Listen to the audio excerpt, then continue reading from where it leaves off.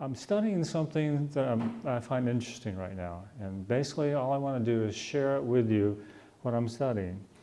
And the topic or the title of my sermon is about the sixth seal, the seal of God. And it's going to take us a while to get there, okay? Because we need to understand the context or the setting that this is set in. So we're going to start with Revelation chapter 5. And we're just going to start at the very first verse. And I'm going to be reading verses 1 through 3. And I saw in the right hand of him that sat on the throne a book written within and on the backside, sealed with 7 seals. And I saw a strong angel proclaiming with a loud voice, "Who is worthy to open the book and to loose the seals thereof?" And no man in heaven or earth, neither under the earth, was able to open the book, neither to look thereon. So God has in his hand, sitting on his throne, this book or a scroll. And some people define it as multiple layers of paper, each one sealed one over the other. And so you open the first seal, read what's in there, and then underneath that is the second seal, and so on. And John is upset in this vision because no one is able to open this book. And he actually is weeping because there's no one that is found worthy. But then if you go down to verse 6, he says, "And behold, and lo, in the midst of the throne and of the 4 beasts, in the midst of elders stood a lamb as it had been slain, having 7 horns, 7 eyes, which are the 7 spirits of God sent forth into the earth." And who is the lamb? The lamb is Jesus Christ, Lamb of God. "And he came and took the book out of the right hand of him that sat upon the throne. And when he had taken the book, the 4 beasts and 24 elders fell down before the Lamb, every one of them having harps and gold vials full of odors, which are the prayers of saints. And they sang a new song, saying, "Thou art worthy to take the book and to open the seals thereof, for thou wast slain and hast redeemed us to God by thy blood out of every kindred, tongue, and people and nation." So here's Jesus taking the book from his Father, and it is only he who has the ability to open these seals. And why? Because he died on the cross, and his blood covered our sins and redeemed us to God. No one else has done that. No one else has the ability to open these seals. Now let's turn to Revelation chapter 6. And this is the start of Christ opening these seals one by one. Revelation verse 6 says, 6:1 says, "And I saw when the Lamb opened one of the seals, and I heard as it were a noise of thunder, one of the 4 beasts saying, 'Come and see.'" So John is invited to see what these seals contain, what the book contains underneath each seal. Now these 7 seals represent, as did the 7 churches in Revelation 3, different time periods of the Christian church. The description of the first 5 seals are symbolic or figurative. But with the opening of the 6th seal, the description changed to a literal description of the events. And that's where we're going to start today, looking at the 6th seal and seeing what it's talking about, what it says. So if we start in Revelation 6:12, and it says, "And behold, when he had opened the 6th seal, and lo, there was a great earthquake, and the sun became black as sackcloth of hair, and the moon became as blood. And the stars of heaven fell onto the earth, even as a fig tree casteth her untimely figs when she is shaken by a mighty wind."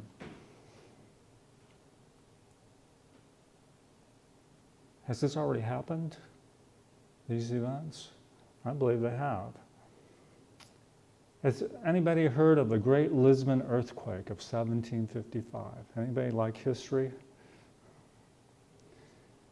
It happened on November 1, 1755. It was a series of earthquakes causing serious damage to the city of Lisbon in Portugal, killing an estimated 60,000 people in Lisbon alone.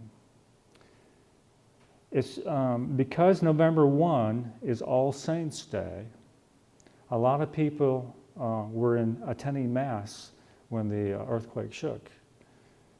And a lot of people were killed in the destruction of these buildings.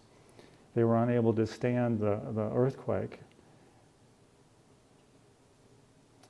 Now, modern research indicates that the main seismic source of the fault was of the seafloor along the tectonic plate boundaries of the mid-Atlantic.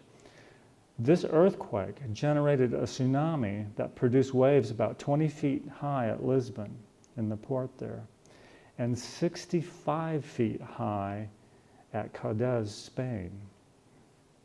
The waves from the tsunami traveled to Martinique in the Caribbean, a total of 3,790 miles, and were 13 feet above normal sea level. Traveling that far and still have that amount of height. Not only did the earthquake kill a lot of people, but the whole city caught on fire after the earthquake. And a large number of people died in the fires, as well as from the tsunami of the water coming into town. Now, there may have been greater earthquakes in terms of intensity, but this earthquake affected much of the known world then. From Norway down into Africa, they could feel the shaking.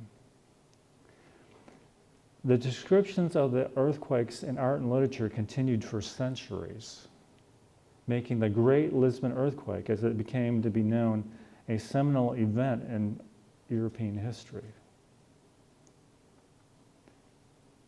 Could it be that this fulfilled this text in Revelation 6? Now it's interesting. All Saints' Day, these people were in church attending All Saints' Mass. And so I looked up a little information about that. What is that? All Saints' Day, also known as All Hallows' Day, Hallow Mass or Feast of Saints in the Christian Church, is a day of commemorating all the saints of the church, both known and unknown. Now, growing up in a Protestant church, all the saints of the church are just people of the church, right? Well, in the Catholic Church, they have saints that are, I think the term is venerated. Somehow they've reached this sainthood by something that has been done, or they're famous, great people in the Catholic Church. And so this day commemorates them. It's interesting that this same festival in medieval England was known as All Hallows, and its eve is still known today as Halloween, October 31st. It makes you think, did this have anything to do with a particular day that this event occurred? All right, so next, what happened? After the great earthquake, the sun became black as sackcloth of hair, and the moon became as blood. Have you ever heard of the Dark Day in New England? This occurred on May 19th, 1780. What happened that day was that about 10 o'clock in the morning, the sun disappeared. And it became so dark that the animals went back to the barn. The chickens started roosting.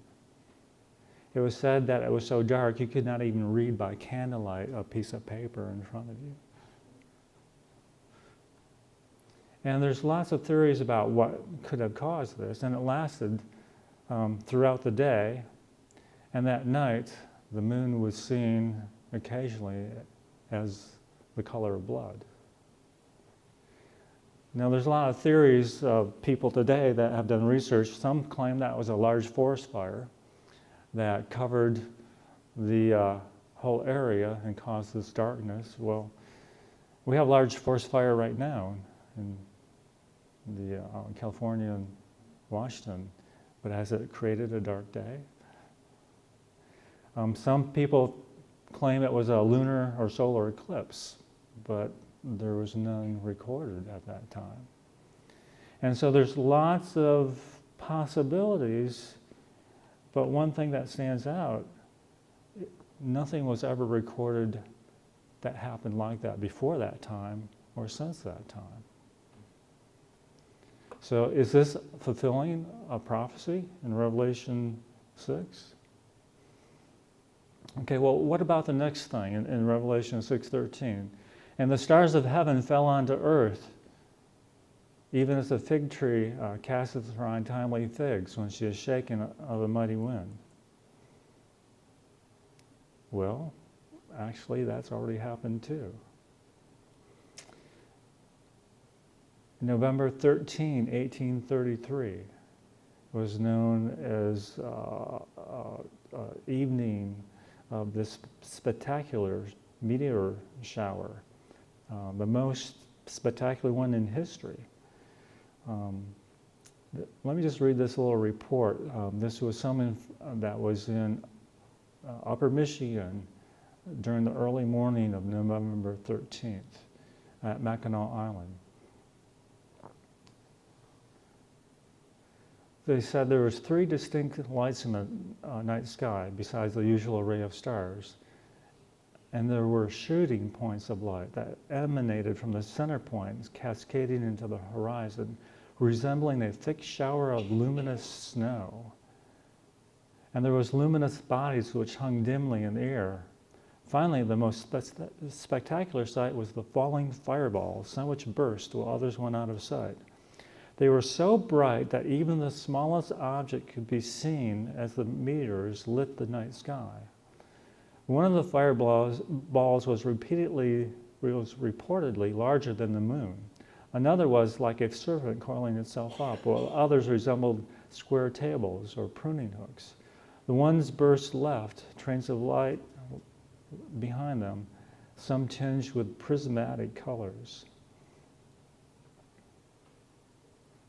You know, it's interesting in Matthew 24, 29, which Matthew 24 is the text chapter about the second coming of Christ. It says, and the stars shall fall from heaven. Again, is this fulfilling of that prophecy in Revelation 6? Well, let's keep on going. Let's look at Revelation 6:14. What is the next text? And the heaven departs as a scroll when it is rolled together, and every mountain and island were moved out of their places. Now, if verse 13, 12 and 13 have already happened, and we go to verse 14, which is the next thing that happens, and obviously this hasn't not happened yet because the earth is still here, does that tell us where we are in time? This is the next event that's to happen. But what causes this shaking? I found this pretty interesting. If we go to Hebrews 12, 25 through 27, it can give us some information about what causes this shaking to occur. And this is the King James Version. See that you refuse not him that speaketh. For if they escape not who refused him that spoke on earth, how much more shall we not escape if we turn away from him that speaketh from heaven, whose voice then shook the earth? But now he hath promised, saying, yet once more I shake not the earth only, but also heaven. And this word, yet once more, signifieth the removing of things that are shaken, as of things that are made, that those things which cannot be shaken shall remain. So what does verse Revelation 6:14 say?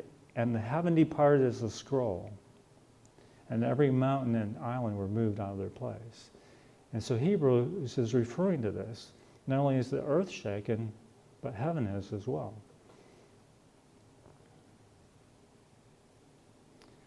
Moving on to verse 15, Revelation 6:15. And the kings of the earth, and the great men, and the rich men, and the chief captains, and the mighty men, and every bondman, and every free man, hid themselves in the dens and the rocks of the mountains. Okay, this is after the shaking. This is after the earth was distorted. And they go into the crevices and the open places of the earth to hide. And say to the mountains and rocks, fall on us, and hide us from the face of him that sitteth on the throne, and from the wrath of the Lamb. For great is the day of his wrath to come, and who shall be able to stand? It's interesting, I read a comment that someone made. It said, at this point in time, those who never prayed in penitence to him whose arm could bring salvation, now pray in despair for the rocks and mountains to fall on them and bury them forever from the sight of him whose presence brings to them destruction. What a time to pray when we have the opportunity now. So where are we in prophecy? I believe we're in between Revelation 14, verses 14 and 15. So the next thing to happen is God to speak, and the earth will begin to shake, and mountains will move, and islands will disappear. Well, that's the end of chapter 6 of Revelation. Now, the seventh seal doesn't get opened till chapter 8.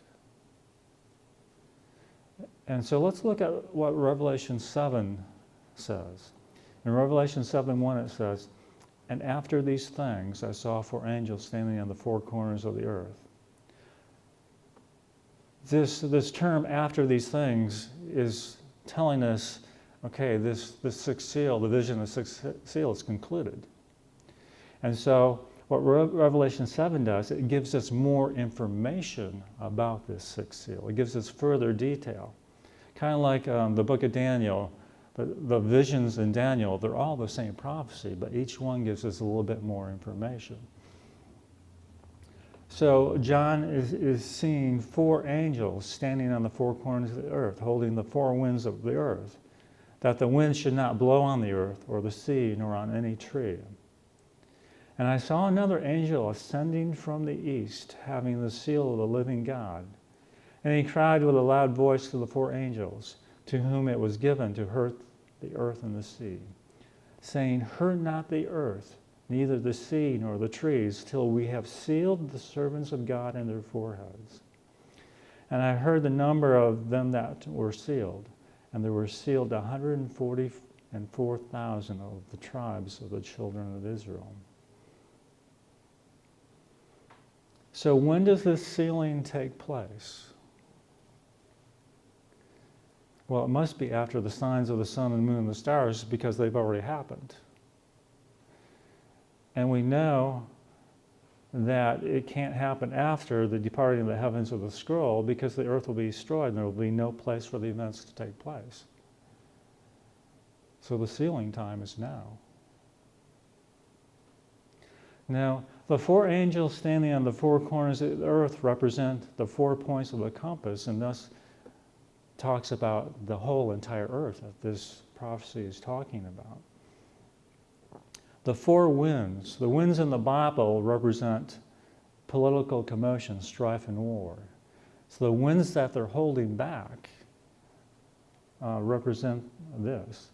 Now, if you look at the history that has happened since these signs in the heavens have occurred, we've had World War I, World War II, multiple conflicts. And so these angels are holding them back where they easily could have destroyed the earth and the people on the earth. They're holding them back until the angel can seal the servants of God. Now this angel that we're talking about, he saw another angel ascending from the east, having the seal of God. ascending from the east. Think about the morning as the sun is coming up.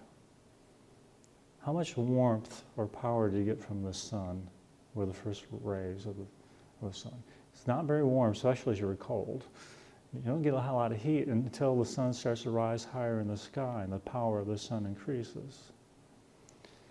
And so this angel that has the seal of God, its power will increase as time goes by until it is evident what the seal of God is to everyone. It will increase in strength and power as it ascends from the east. So then, well, what is this seal of the living God? Well, let's talk about, in general, what is a seal? Okay, usually with a seal, you take an instrument to create an impression in some wax that had been melted. And the purpose of this seal is to give it authenticity or approval. You'll find that the words token, sign, seal, or mark are synonymous terms used in the Bible.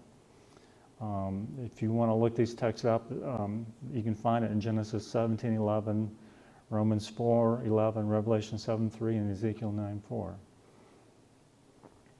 The seal of God in these texts represent not a literal mark, though, but some institution or observance having special reference to God, which will be a mark of distinction between the worshipers of God and those who are not as servants, even though they may profess to follow Him. A seal is usually used in connection with some law or an enactment that demands obedience.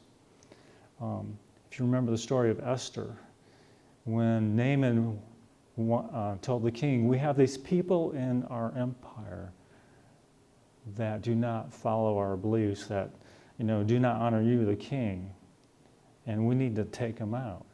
So the king gives him his ring that has his seal on it and says, do what you will. So he created these laws and he sealed them with the king's ring to indicate that they had power, that this is what the king wanted done.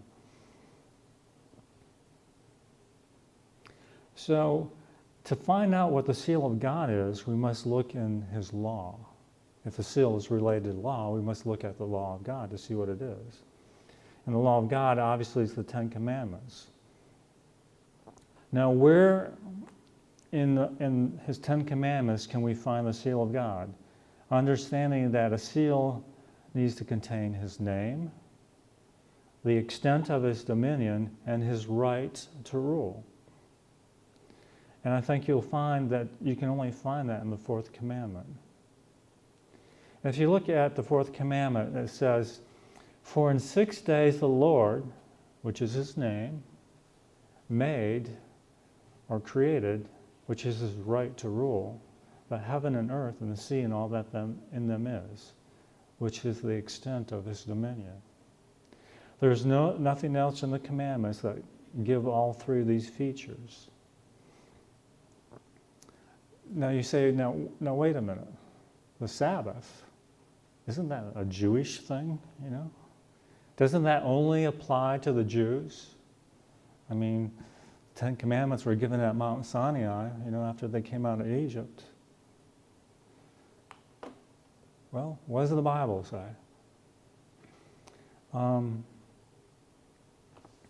Let's go to Exodus 31:13. Speak also unto the children of Israel, saying, verily my Sabbaths you shall keep, for it is a sign between me and you throughout your generations, that you may know that I am the Lord that doth sanctify you. And Exodus 20:12 says, moreover, I gave them my Sabbaths to be a sign between me and them, that they might know that I am the Lord that sanctifieth them. Well, it seems to be the case. I mean, God is talking to this Jewish nation. But let's see what else the Bible has to say. Let's turn to Romans 2, verses 28 and 29. And this is Paul speaking. For he is not a Jew, which is one outwardly, neither is that circumcision, which is outward in the flesh. So just because you're from a Jewish nationality outwardly, or you're circumcised, doesn't make you a Jew. But he is a Jew which is one inwardly, and circumcision is that of the heart, in the spirit and not in the letter, whose praise is not of men but of God. Let's go to Romans 9 and read Romans 9, 6 through 8. Paul is speaking here, and he says, "Not, however, that the word of God has failed, for not all these of Israel are Israel. Nor because they are the seed of Abraham are they all children. But in Isaac shall your seed be called. That is, not the children of flesh are children of God, but the children of the promise that are counted for a seed. Those that believe in the promises of God." So you don't have to be born Jewish to be part of Israel, spiritual Israel. Romans 11, 13 through 21. "For I speak to you, the nations, since I am the apostle of the nations. I glorify my ministry." This is Paul talking again. "If by any means I may provoke those who are my flesh to jealousy," speaking of Jews, "and might save some of them. For if their casting away is the reconciling of the world, what is the reception except life from the dead? For if the first fruit is holy, the lump is also holy. And if the root is holy, also the branches. And if some of the branches were broken off," talking about the Jewish nation, "and you, being a wild olive tree," talking about the Gentiles, "were grafted in among them, and became a sharer of the root and the fatness of the olive tree with them. Do not boast against the branches, for if you boast, it is not you that bears the root, but the root bears you. You will then say, the branches were broken off so that I might be grafted in. Well, because of unbelief they were broken off, and you stand by faith. So don't be high-minded, but fear, for if God did not spare the natural branches, fear lest he may also not spare you either." So was the Sabbath just for the Jewish nation? No, if you look at creation. Let's go back to Genesis. And Genesis is a story of creation. If we go to Genesis 2, starting with verse 1. "And the heavens and earth were finished, and all the host of them. And on the seventh day God ended his work which he had made. And he rested on the seventh day from all his work which he had made. And God blessed the seventh day and sanctified it, because he had rested from all his work which God created to make." Now what does the fourth commandment say? "Remember the Sabbath day to keep it holy. For in 6 days the Lord created the heavens and the earth." This is the beginning of the Sabbath on earth, at the end of creation. Have you ever talked to anybody about creation? You say, well, the 7 days of creation, and they respond to you with 7 days, well, in 6 days of creation. But there was actually 7 days. It says God ended his work on the seventh day.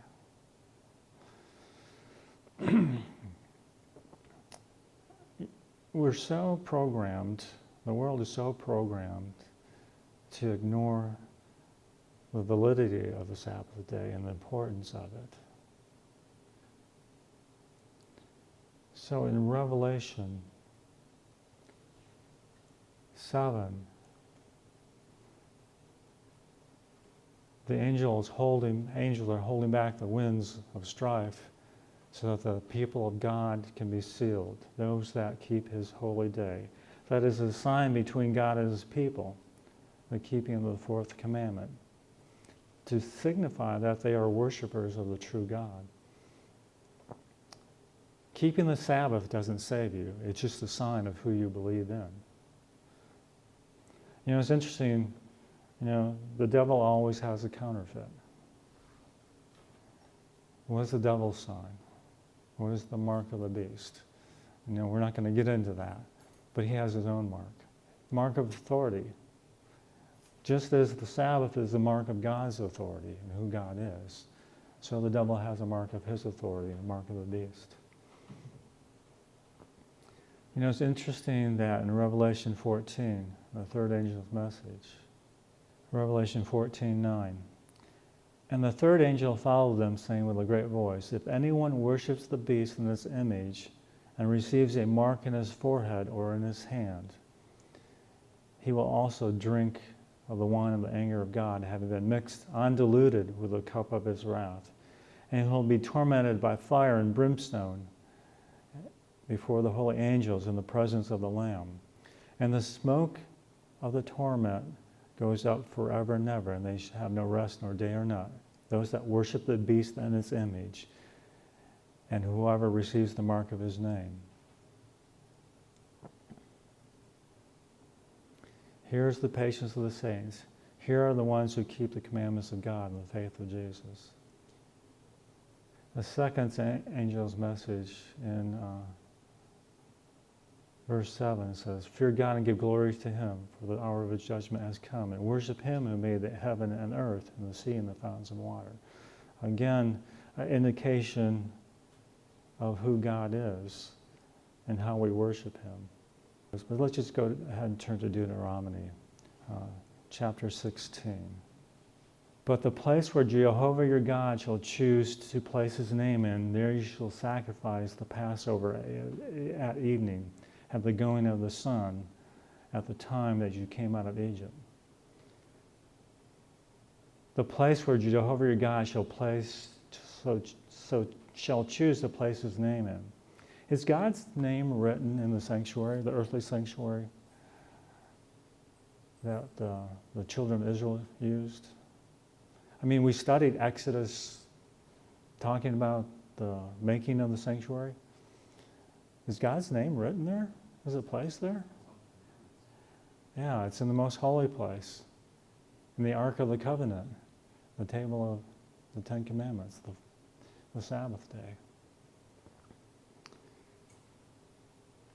So is this angel that is doing the sealing, is that the same as the third angel's message? Have the name of God written in your forehead? God is where his name is written, as the name is written in the fourth commandment. Just some interesting stuff that I've been reading and studying, and that, you know, hopefully you find interesting too.